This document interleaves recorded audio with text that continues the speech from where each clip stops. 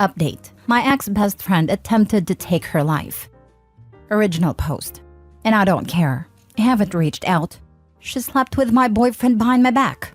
We're both 20 females and we've been friends since reception. 4 to 5 years old. UK thing. She was my sister, my rock. We stood by each other through everything. When my parents divorced, she was there to offer a shoulder for me to cry on. When her grandmother died, I was there keeping her afloat throughout high school. I'd been dating my boyfriend, 21 male, for about 3 years. We started dating in 6th form, a version of UK college, and he was my first serious relationship.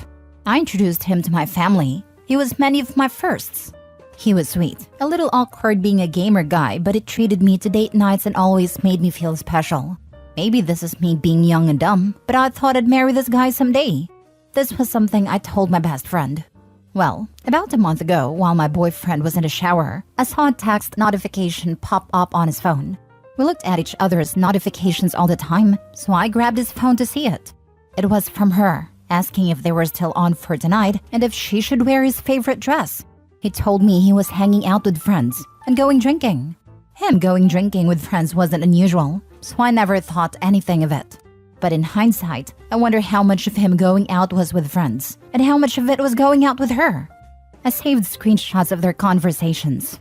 I sent them to myself. I showed him the messages when he came out of the bathroom and demanded he explain himself about them. I couldn't contain how upset and angry and hurt I was. An argument ensued, where I told him he was disgusting and I left his place. Shortly after arriving home, I started getting bombarded with calls and texts from my best friend. I answered none of her calls. I couldn't stomach hearing her voice. But her texts ranged from, "She never meant to hurt me. My boyfriend hit on her first. It didn't mean anything." Then it got angry, saying I should hear her out. That if I was a real friend, I would take her calls. That I'm being petty and childish for not listening to her side. Then back to sad, saying I was her closest friend in the world and she didn't want to lose me. My boyfriend was strangely quiet during this time. After a few days, I got myself together enough to send them both messages. Maybe it was cowardly, but I didn't have the strength to call them. I told my now ex-boyfriend that we were done, and I won't give cheaters any chances with me. He responded by trying to call me, but after the 3rd or 4th attempt, he gave up. He sent me a final message saying it wasn't that big of a deal, that they just fooled around, but agreeing he didn't want to date me anymore. My ex-best friend was more persistent. After I told her I wanted nothing to do with her. Day after day I'd get messages and calls from her, demanding to talk, demanding we resolve this, demanding I not say anything to anyone, saying she stopped seeing him, saying she'll end herself if I don't talk to her. Really messed up stuff. I ended up confiding to a mutual friend about what was going on because I was seriously beginning to wonder if I was being cruel. But this friend reassured me that my feelings were justified. However, I wasn't expecting this friend to spread around what happened. The gossip spread like wildfire, and a few days ago, my ex-best friend tried to take her life. I said nothing. I haven't visited her in the hospital. I haven't sent any messages to her family. Now her older sister keeps messaging me, telling me I'm a heartless witch for leaving her at her lowest, for not trying to prevent this, and that everyone makes mistakes, and that her sister didn't intentionally hurt me. Maybe it does make me a heartless witch, but I don't care. I'm relieved she survived, but I'll never forgive her. I'll never forgive her betrayal. She destroyed our friendship when she slept with my boyfriend. Now for the top comments before reading the update. You are not a heartless witch. You are the victim of a heartless witch and a cheating bastard. Your friend betrayed you in the worst way, then tried to emotionally manipulate you into continuing the friendship so she could alleviate her own guilt. What she chose to do after that is also on her. All of this mess is of her making, and you owe her nothing. Not sympathy, not forgiveness, and certainly not friendship. We have to trust friends after all. For your sake, OP, you need to find a way to move forward without bitterness, because that will only hurt you more. However, you have to do that, whether that's with therapy or whatever, you need to do it. But that does not mean you have to allow this person back into your life or listen to anyone who says otherwise. Agreed. Hate and resentment is a poison we keep for ourselves. Like they say, the best revenge is going on to have a wonderful and happy life. Be glad these two showed you who they are, and now you know. You are not wasting more time on these fools. Thank you. I'll do my best. I've got plenty going on to keep me busy, and I've got friends to keep me sane through all this. I still get angry and sad at them both from time to time, but I'm getting there. That her sister didn't intentionally hurt me. Your best friend was still making current plans to continue cheating with your boyfriend. Sounds pretty intentional. None of it is her fault, and you're not obligated to ease your former best friend's mind with attention or forgiveness. She's suffering the consequences of her own actions, and I hope your ex is suffering the same. I freaking hate cheaters. I don't know if my ex-BFF told her family the full story. If her sister wanted a calm discussion about it, I would have been more than happy to. But she was typing horrible things in my DMs, so I've just blocked her and move on.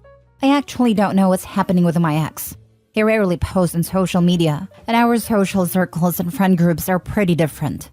One of his friends did try to call me, but they hung up before I could answer. Good, don't contact her or her family. That's done for. You're not responsible for her mental health. And make better friends, not gossiping ones like the one who told everyone. Just cut them off. And if your family tries to pressure you to be friends with her, warn them that you're not above going low contact with them. Block them all as well. Unfortunately, I don't think the friend I had told had intended for it to get so bad. She really helped me understand that I wasn't being an awful person for not giving my ex-BFF a second chance. She cheered me up and made me feel better, but she told the rest of our friend group. And after that, it was like Pandora's box. I blocked my ex and my ex-BFF. I blocked her sister as well, and it's looking like I'll need to block one of her cousins.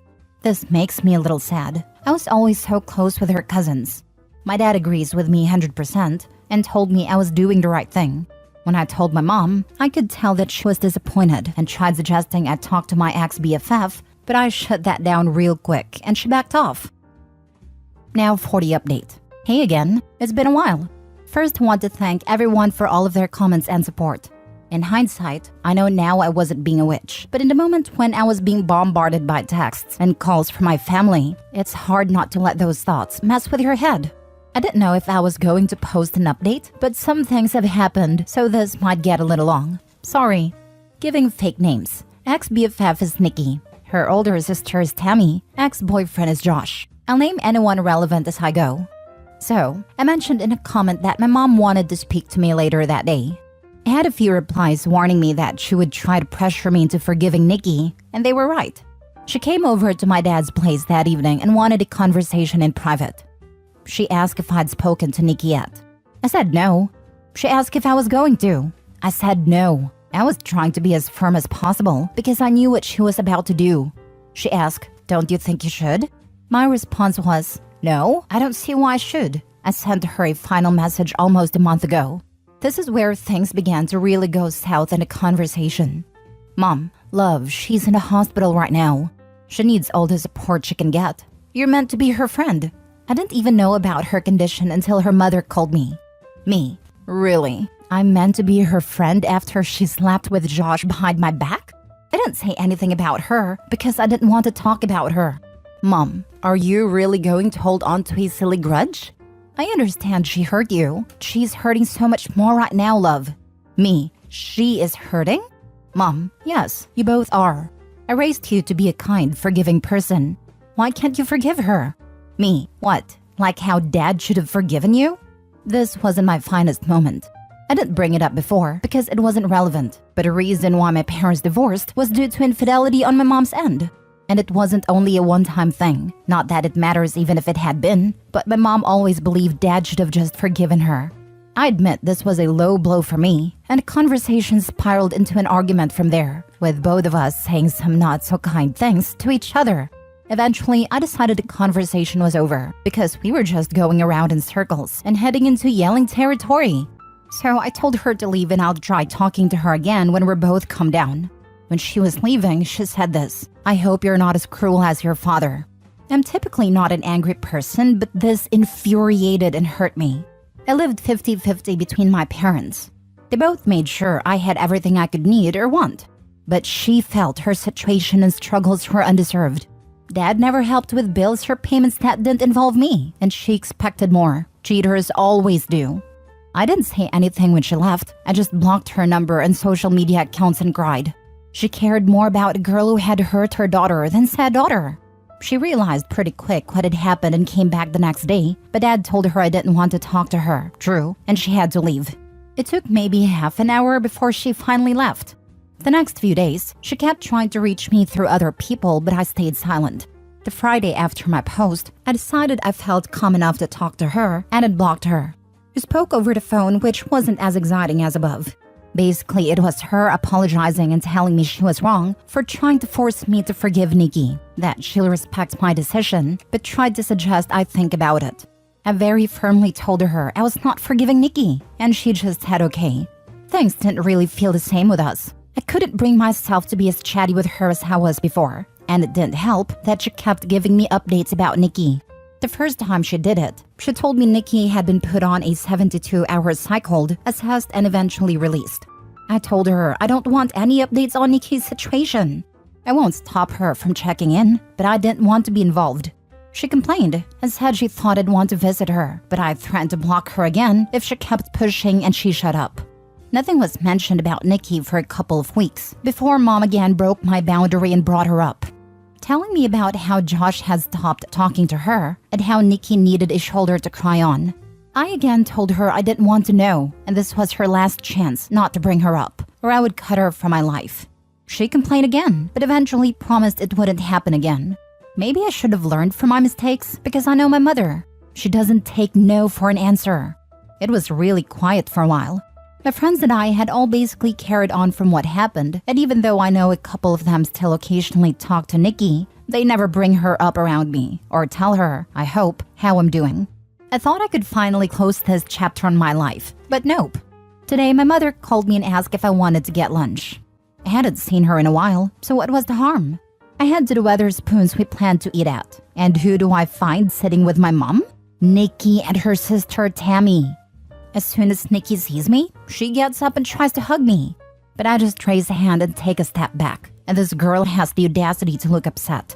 Mom immediately knows she's messed up because she's scrambling with all of the excuses. It hurts to see you two fall apart like this. You were so close. I thought you'd forgive her by now. And my favorite, she made a mistake. She misses you. During this time, Nikki has been quiet, and I can see Tammy's glaring at me. I'm just so freaking angry and upset. I honestly didn't think she'd pull something like this. I wanted to leave and cry, but I looked at Nikki and said, for someone who's made a mistake, she sure hasn't apologized for it yet. She had this guilty look on her face and muttered something about me having her blocked and having no way to. I said, is that really all you have to say? And she just looked at me confused. I was done. I turned to leave and her sister started yelling at me, saying that I owed Nikki a second chance with all the trauma I put her through, while Nikki was begging me to just listen to her and talk to her. I told them all to buzz off and never contact me again and left. I managed to get out of there before Tammy started a fight and went home, where I sent my mom a text a while ago telling her she'd better lose my number because she no longer has a spot in my life. Then I blocked her and just cried. My dad's been doing his best to comfort me, but it just hurts so bad that my own mother did this to me. So that's where things are at right now. I'll update if anything else happens, but this whole situation really freaking sucks. Good on you for knowing your own morals and thoughts and not letting anyone else tell you how to think. I hope your dad supports you in this. My dad has been my rock through this. He's always had my back. We've spent the last few hours having some drinks and chatting, just helped take my mind off things. Kudos for your stance, Opie. Really proud of you.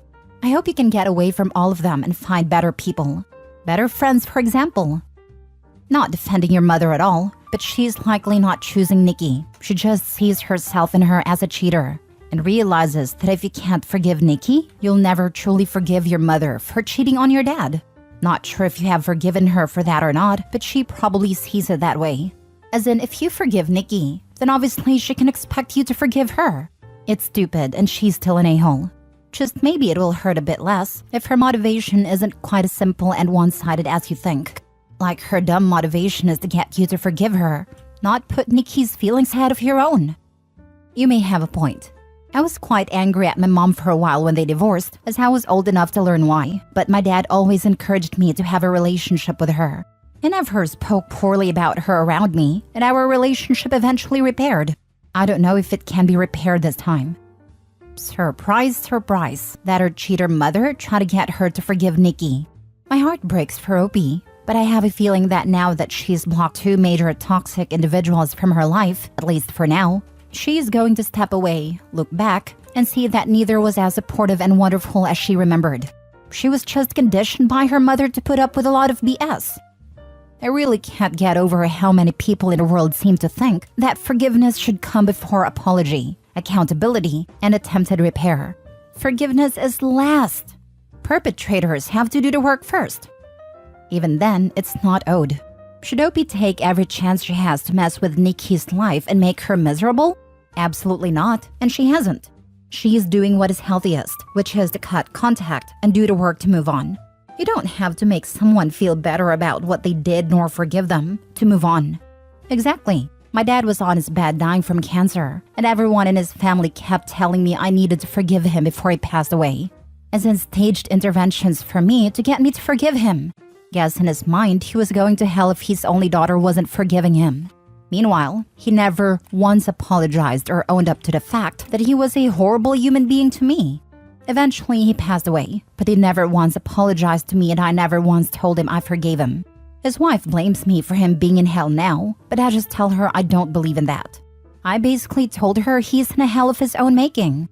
Thing is, while I didn't really forgive him, I just didn't care about him anymore.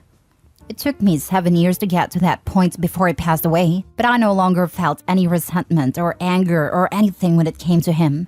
My stepsister was like, "So you do forgive him?" But I didn't. I just accepted the fact he wasn't going to hold himself accountable for the crap he put me through, nor was he going to attempt to fix it. In my mind, forgiveness doesn't work if the person doesn't realize what they did or think and why they need to be forgiven. Funny part is, I apologized for my part in our whole issue. He didn't say anything about me being forgiven, but I don't care. My mistakes were small potatoes compared to him, and I have forgiven myself for putting up with him a long time ago.